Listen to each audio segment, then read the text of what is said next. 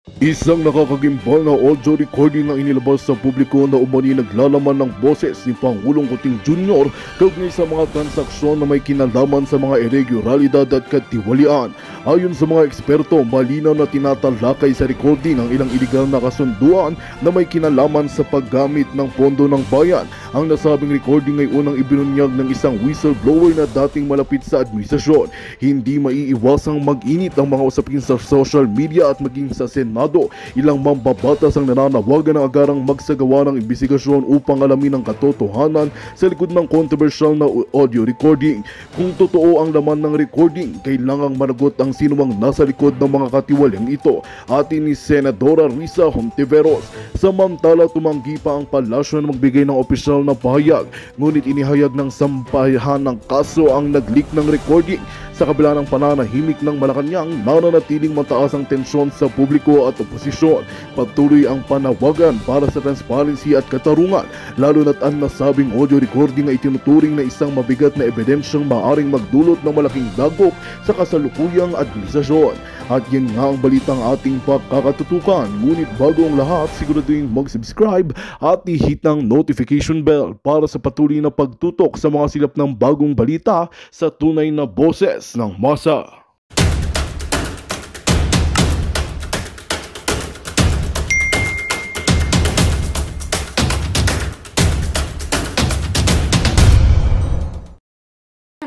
Na-redeem na yung sarili nila, tapos nakakuha sila ng justice because of what PRRD did.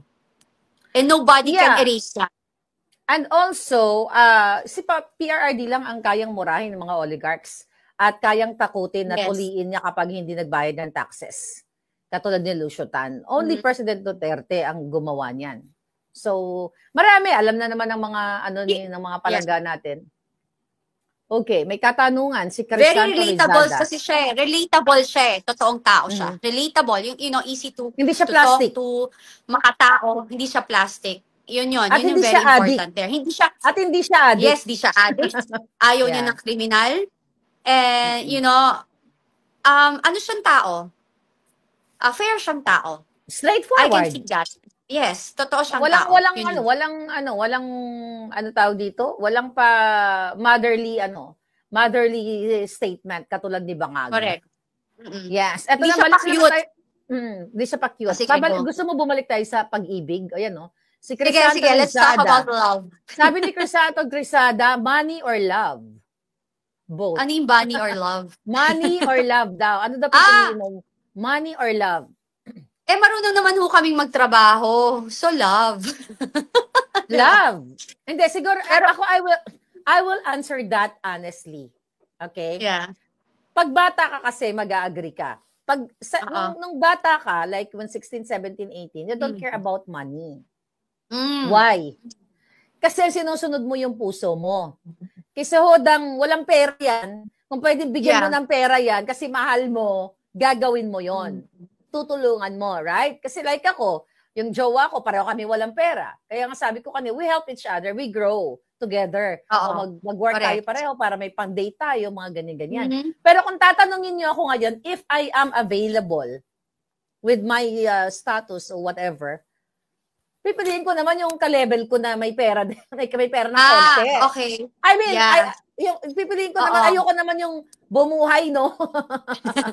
Diba? Hindi totoo. Oo naman. Kasi at this age, hello. Tapos na yung patwitams ng 16, 17, 18 na, alam mo yung kanta, may kanta na, Love will keep us alive. Di ba yan yung mga team song natin? Correct. Love will keep us alive. That's BS now sa age ko. Hindi na yan. Nung bata tayo, okay pa yung kanta-kantang yan eh. Yung Love will keep us alive. Di ba? Very tayo noon ng bata. Pero sa ngayon, nung malaki ka na, malaki na tayo, matanda na tayo with all this experience, love and money. Di ba? Right? Bonus na sis, ako parang kasi ako sis, syempre dinaanan ko. Of course, pag may pipili ako, mahal ako more. Pero syempre, hindi ako kukuha ng na ako pa magbubuhay, di ba? True. True yun. naman At saka yun. dapat ka-level ng Diba? yung wavelength ng utak, medyo hawig kayo. Oo, Kasi, diba? dapat kasi pareho kayong may sense. Kasi mahirap naman makipag-usap ng Ikaw lang yung bida. Dapat pareho kayong bida. Diba? Tsaka mahirap yun, sis, kasi nagkaroon ako ng ganyan na, yung nagkakaroon talaga ng insecurities yung lalaki, sis, kapag hindi sila stable enough. Especially financially, tas ikaw yung mas financially stable. So, yun nagiging problema yun, sis. So, ako kasi, talaga ako parang right now, sabi ko, ay nako, magiging single na lang ako, yung magiging jowa ko, kahit mayaman pa yan, tas kuripot, wag na, ayoko na ng ganyan. Hindi. Tsaka, siguro sa... Madamot. Ito lang naman ay kwentuhan. Let's say, yeah. If ikaw available ka, ako hindi. Are you available? Oo. Available na si Patty. Very much available. Kung ako ay available, but not entertaining. Not entertaining. Depende siguro. Kasi, kung okay naman yung personality ng isang boylet talaga. Kung okay naman yung personality, ito advice ko lang din to sa inyo but I'm not available. So, kung okay yung personality niya at nakita ko naman na masipag or whatever, baka pwede kong pag-aralin. Oh my gosh. Asa na ba si No, pag-aralin ng business. No, ang ibig ko sabihin, pero parang mahirap yung mga yung mas bata sa'yo sa panahon ngayon. Kasi yung mga nangyayaring iwalayan. Kasi baka mamaya gagamitin ka lang, no? Yung alindog mo. Ay, oo. Tsaka after mo paaralin, tapos yun na nakuha yung green card. Di ba yung nangyari sa friend natin, diba? Kay Miss A, kay Miss Ai, di ba? Yung nangyari sa kanya. Yeah. At saka syempre ayaw mo rin tanggalin yung kanilang karapatan na magkaroon ng anak. Kahit ba sabihin niyan, ngayon, syempre pag ang lalaki, they will promise heaven and earth, right? So, pag nandyan ka, sasabihin lang nila ngayon yan. Ay, nako, sabihin na lahat na, I'm willing to stay here no matter what happened, magkaanak tayo or hindi, okay lang yan. Pero, kapag tumatanda na sila, nakakita sila ng mga kaibigan nilang may anak, of course, they want a child. And, yun yung nangyari kay Miss Ai, which is so unfair. Kasi dapat hindi naman siya pinakasalan kung gano'n, di ba? Yeah, kaya ang gawin ninyo, kung kayo mga kaedad namin ni Katim, 48, di ba? Dapat i-level ko yung age ko sa'yo, no? Hindi ko nagdagan. Hanggang 48 na lang, no? I mean, kung maghanap tayo ng jowa, yung parehong ang hinahanap na lang companion. Correct. Kasi ako, sabi ko sa'yo, di ba? Hanapan mo ako sis na 93 years old, holding hands na lang. Diba? Pero bilyonaryo, ha? Caregiver ako sa kanya. Caregiver na lang. Yung purpose, di ba, bakit bilyonaryo hinahanap ni Miss Cathy? Kasi po, mahiligo akong tumulong. Yes, maraming pera, di marami paninigay, di ba? Oo. Hindi, kasi sa nakikita ko sa rami ng mga friends ko, at since Pasko naman palangga, minsan araw-araw naman ako nakikipag-boljakan dito. Pagbigyan nyo na kami ni Cathy. Siguro kung ako ay available, I will look for someone, hindi pala look, siya pala maghahanap sa akin. Exactly. Dapat siya maghanap. Someone na pareho ng trip ko. Oo. Pareho ng trip ko kahit pa paano. Dapat supportahan niya yung pagmumura ko everyday sa mga bangag. Tapos mahilig siya mag-liwa-liw, mag-travel. At the same time, meron siyang panggastos para hindi naman ako gastos ng gastos. Unfair naman yun. Hirap ng buhay. Correct. Diba? Ito may tanong. Napapanahon. Okay, sabi ni Blue Star, I'm a victim of love noon kaya di na ako pumasok sa relasyon. Ay, bakit naman, Blue Star? Bakit naman? Pwede ka naman pumasok uli. Yeah. Okay, may nababasa ka bang comment dyan, sister? If you judge how score you give of bangag, ano daw? Maybe yung ibig niya sabihin, if you're a judge, how will you score? Bangag. How will you score bangag? Kasi sabi niya, if you judge how score you give of bangag, ang pagkaintindi ko, if you are a judge, how will you score bangag? Administration. And okay. Napakadali sagutin yan. Yeah. Napakadali sagutin. Ano sagot mo dyan? Ako negative. Negative 0. 000. Wala kasi, why? You justify your answer, my dear sister. Well, yun. The budget itself is not going anywhere. Yung sunod, just na nga di ba, babalik tayo doon, yung bagyo sa Bicol. Imagine mo, ang galing talaga ng Panginoon, no? Sa Bicol, sinabi ni VP Sara Duterte na ang naghahawak ng budget ng Pilipinas dalawa lang. Si Martin Romualdez and si Saldico. Imagine, tinamaan na matinding bagyo ang Bicol. which is, dun Congressman si Saldico. And dun din nakita yung mga project na flood control project na super palpak. So, Yeah. Diyos na mismo ang naglantad sa katotohanan. Second, True. why did you sell the gold bars? Dapat nga bumibili tayo niyan, nagtatabi tayo niyan eh, 'di ba? Third, Yeah. you are disgracing the armed forces of the Philippines and the Philippine National Police, Marines, and Navy. Kasi you're allowing all these criminals to degrade them. 'Di ba? Anong sistema meron tayo? Third, fourth is sa akin, yung PhilHealth, 'di ba? DepEd, yan pa yung natanggalan ng budget. Yeah. Tapos the way, we don't have a president who can answer everything. They are not listening to Filipino people. Like a simple call for hair follicle tests, they're ignoring it. 'Di ba? Hair follicle test, ini-ignore nila yan. Ang WADCOM committee dyan, yung simpleng si Congressman Marcoleta na supposedly pinagtatanggol na nga niya, tinuturo niya sa kanyang kapwa congressman kung ano yung dapat gawin na mali tayong ginagawa. And mas alam niya yan kasi he's been there for almost 20 years and he's a lawyer. Tinanggal nila sa komite, and sino yung mga nagtanggal? Mga baguhan, mga batang walang alam at mga walang alam sa batas at hindi alam or nirerespeto ang konstitusyon ng Pilipinas. So, ngayon, tatanungin ako, paano ko i-justify all of these things? Hindi sila makahirap, hindi sila makabayan, wala silang pakialam sa paggastos ng pera ng bayan. And first and foremost, they're supporting the addicts and criminals. Yeah. Ako simple lang, to sum up sa lahat ng sinabi mo. Yeah. Inutil, kasi hindi siya decision maker. Then, addict. And yung pinaka-tatlo, dapat una to hindi siya nagpapatakbo ng Pilipinas, kundi si Lisa Tanas o Lisa Marcos. Ganun lang yun. Kaya nagkaroon ng ganung mga pangyayari, yung mga nabanggit mo. So, yun lang ang justification dun sa -0. Ayan. Tapos, mabalik na tayo sa pag-ibig. Okay. Ikaw naman, sis, magbasa ng tanong. Hanap ka ng gusto mo. Okay. Ano yun? A billionaire but die in 1 year of live for over 100 years. Ano yun? Hindi ko maintindihan. Sabi ni Matthew Guile, kahit konting pagtingin, Kati Binag, kung nanggagaling sa'yo ay labis ko ng ligaya, kinantahan pa ako. Kahit konting pagtingin. Okay. Kung manggagaling sa'yo. Sa'yo, ayan. May mga tanong. Top or bottom? Hindi ho kami, hindi kami bakling lang yan. So don't do that. I don't do that palangga. Of course, hello. Ang dami na pwedeng... Wag yan. Hindi naman kami bakling. Pang-bakling lang yan. Wag yun. Okay. Ano ba yun? Ito magandang tanong. Okay. Ito, Cinderella, Ma'am Marlica and Ma'am Cathy, kung gagawing pelikula ang buhay ninyo, anong title? Ganda niyan. Oo. Kung ano raw? Kung gagawin daw pelikula, ang buhay natin, ano yung title? Gagawin pelikula? Yung buhay natin, anong title? Ano kayang title? Hey! Yung pututa ako. Kapag ako ay nagmahal, yung parang kanta no kapag ako ay nagmahal, ang lahat ng ito'y magagawa.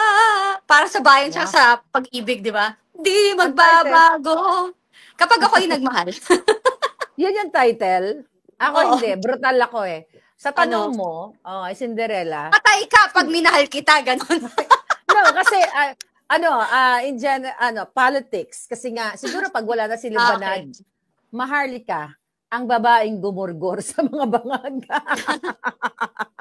Parang ganon siguro. Ang babaeng gumurgor sa mga bangag. So, yun yung gusto kong title sa buhay ko. Di ba? Pagpasok na doon kung ano yung mga, pinaglalaban natin. Ano pa? Ano ba to? Ano mga katanungan? Ano raw? Warrior, sabi ni Jans. Yeah. Ito ang ganda ng sabi ni isang boljak ka lang. I love that. Maganda rin yung sabi ni Benji Da Vinci. Isang boljak ka lang. Correct. Sis, tapos may question ako sa'yo. Sure. Ano yung, give me 3 answer. Wow. Ano yung for 2024, what is your 3 na sobrang na-frustrate ka? 3 frustration mo for 2020. 2024? Letting go kasi of the negativity to. Go. Na-frustrate ako? Yeah, Well, gusto mo ng, yeah. Tatlo yung sagot. Okay, Tatlo. number one na pumasok sa isip ko, yung pinalabas ko yung pulburon video ni Bangag, na yun na yung pinaka-tipping point na sana kumilos na ang taong bayan. Dahil nga, kitang-kita nyo naman na nagpulburon na na-addict talaga si Marcos Jr. So number 2, yung lumabas ka, this is very a candid answer. Yeah. Na lumabas ka na number 3 pala. Number 2 na lumabas si oh wait a minute, nauna pala si Agent Morales. Si Agent Morales yes. nauna. Yun yung number 1 na na-frustrate ako dahil hanggang ngayon walang ginawa ang Congress, walang resolution nung i-expose niya na si Marcos Jr. talaga ay addict, pulboronic. Yeah. Then, yung pangalawa nga, yung pinalabas ko yung pulburon video na authenticated yon dito sa Amerika at sa iba pang bansa kasi dalawa ang authentication nun.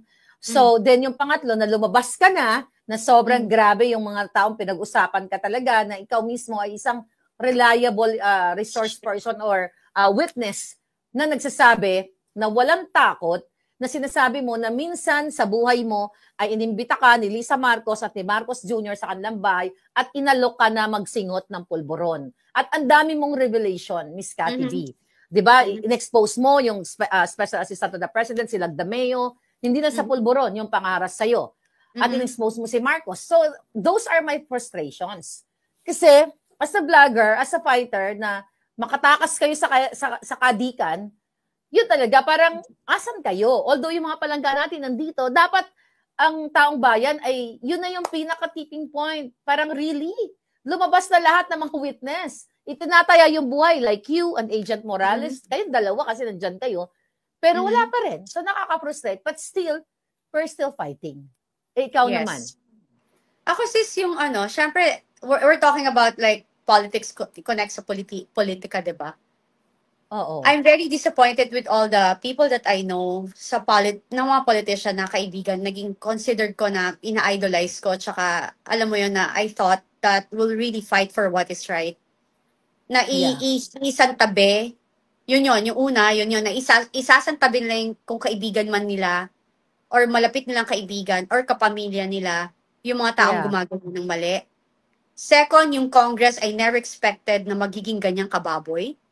Na ganyang kapangit. Like even si Congressman Barbers, nashock ako. Kasi I look at him in a different way. And seeing him doing all of these things, sobrang nashock ako. Kasi na-meet ko naman siya, na-meet ko rin ang wife niya. So, those are the people na pag tinitingnan mo, hindi ko na-expect na kayang madiktahan. Sa Senate sila Chis Escudero, Grace po, and iba pa dyan, walang ginagawa, walang tumatayo. Walang tumatayo para sa karapatan ng mamamayang Pilipino. Kaya nga sabi ko, sana talaga palitan nyo na ang mga senators natin. Even ang congressman, iboto niya na ang mga bago. Kasi dito pa lang, sa nangyari sa atin dito for 2 years, kitang-kita nyo na ang mga leader, karamihan sa leader natin yun, is hindi tayo kayang ipagtanggol. Natatakalan ng pera, takot mawala sa pwesto, walang paninindigan, at walang prinsipyo. So yun, yung pangatlo sa akin is like, ungratefulness, sis. Ungratefulness. Ungratefulness because like, when the Marcoses, before sila maupo, binababoy sila sa buong mundo. Hindi sila nire-respeto. Even now, sa buong mundo, hindi pa rin naman sila nire-respeto. And yet, si BP Sara is nagtiwala sa kanila at sinuportahan sila and everything. Nilibing ni PRRD ang tatay nila sa libingan, sa bayani ng libingan, and still, eto yung binalik nila sa kanya. Ungratefulness is so big in sa isang tao, as yung character ng isang tao. True. You need to be grateful with everything or like magkaroon ka ng utang na loob.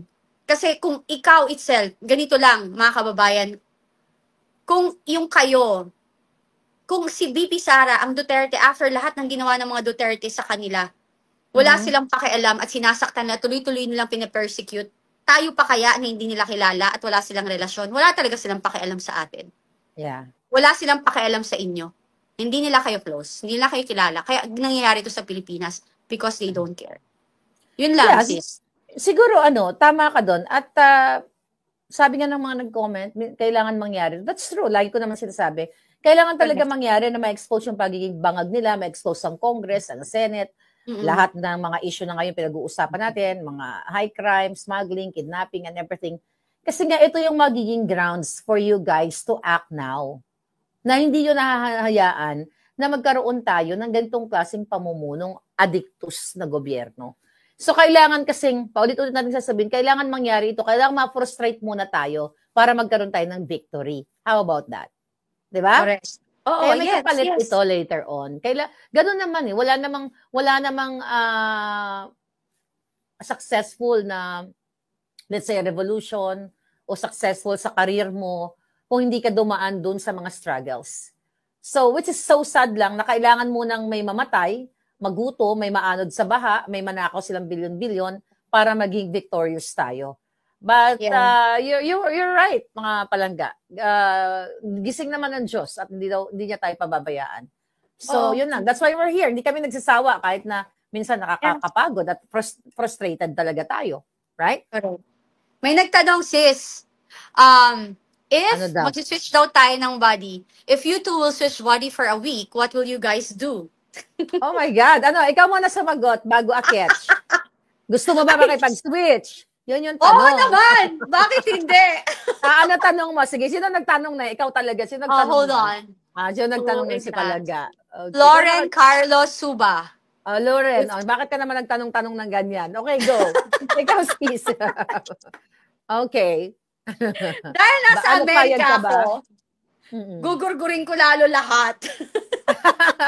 Alam mo, nakakatawa ka. Nakakatawa kasi sabi ko naman, nabasa ko kanina I was thinking, unang-una papayag ako na mag-switch tayo. Physically,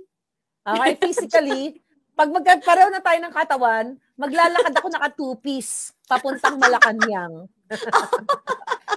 Pag nag-switch tayo, kahit 1 week lang, wag na yung 2 weeks malangga. Maglalakad ako naka two-piece papunta sa Malacanang at tatapusin ko na ang laban. Yan talaga. Buti na lang sis, pantay yung kulay ko. Di ba? Ayun. Ako, if there's, alam mo, I'm very grateful knowing you. Kasi you're very fair. You know, yun nga may mga kaibigan tayo, alam naman natin, may mga nangyayari. You're very fair. Yun yung nakita ko sa'yo. Na you don't get into fight na hindi mo alam or hindi mo. Diba? You know what I mean? Alam ko, pero go ahead. Sorry, nagawa ka na eksena. Go. This is my time. Okay, Hindi. Alam mo yon na hindi ka pumapasok sa isang gulo na hindi mo gulo. And kung pwede, nakita ko yan kung pwede sana maayos yung mga bagay-bagay, hindi ka gumagatong or hindi ka nagpapainit, 'di ba? And I appreciate that. Even yung sa akin may nangyari, 'di ba? Nagkwento ako sa iyo, hindi ka rin gumatong. You know what I mean? True. So, it's a big thing for me. It says a lot sa isang karakter ng isang tao na imbes na gatungan mo yung gulo, dapat you balance everything and you give your piece of advice, 'di ba? So, I appreciate it. So, yun nga, kung ako kasi nakikita ng tao right now, sinasabi ko to kasi gusto ko maintindihan nyo, makilala nyo si Maharlika. Kasi sobrang siyang tapang in front of you, pero very caring and loving siya behind the scene. Wow. Sweet nga yan Minsan patulog na, hi sis, I miss you, matutulog. Gising ka pa? Magandang balita ang hatid namin sa inyo ngayong araw. Sa pagtatapos ng aming balitaan, nagbigay kami ng mga mahalagang impormasyon. Maraming salamat sa pagtutok at pagsuporta sa aming programa. Huwag kalimutang manatili sa mga susunod na araw para sa mga bagong balita at mga kwento na dapat nating abangan. Mula sa Boses ng Masa, magandang araw, Pilipinas!